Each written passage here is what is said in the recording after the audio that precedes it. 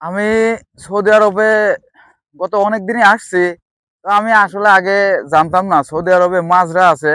মাজরায় কিন্তু অনেক ফসল হয়। মনে করেন যে পেঁয়াজ, মরিচ, রসুন, আলু ইত্যাদি আরো অন্যান্য সবজি অনেক কিছুই হয়। কিন্তু আমি আসলে তেমনটা জানতাম না। তো আমি দেখলাম যে ওই পাশে একটা মাজরা আছে। তো মাজরায় মনে করেন যে দুইটা বাংলাদেশি কাম করে।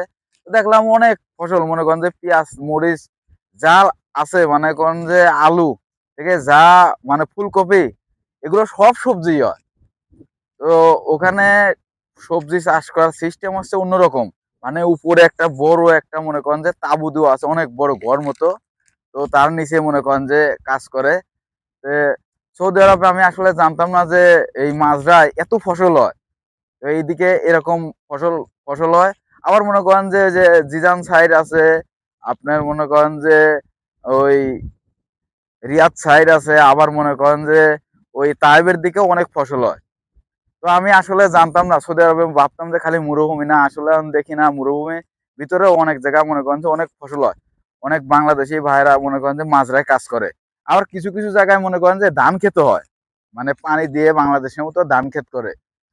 তো যারা বাংলাদেশ থেকে আসেন মনে করেন যে ওই যে যে কোনো কফিলের মাধ্যমে বা কোনো সৌদি আরবের আন্ডারে যদি আসেন, 4 জন 5 জন বা এক জায়গায় 2 জন 3 জন কাজ করে।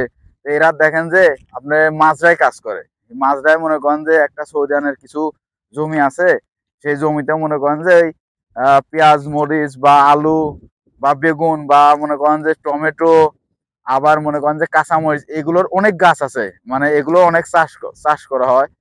তো আমি আসলে আগে জানতাম না। তো এই যে এই গত কয়েকদিন আমি দেখার পরে আমি বিশ্বাস গেলাম, মানে আমি ভাবতাম কি এগুলো মনে হয় বাংলাদেশ থেকে বা ইন্ডিয়া থেকে আসে, এখন দেখি না আসলে সৌদি আরবেই অনেকে এগুলো চাষবাস করে। তো আমি তো আসলে দেখার পরে মনে করেন যে অনেকটা বিশ্বাস গেলাম, আগে অতটা বিশ্বাস যাইতাম না।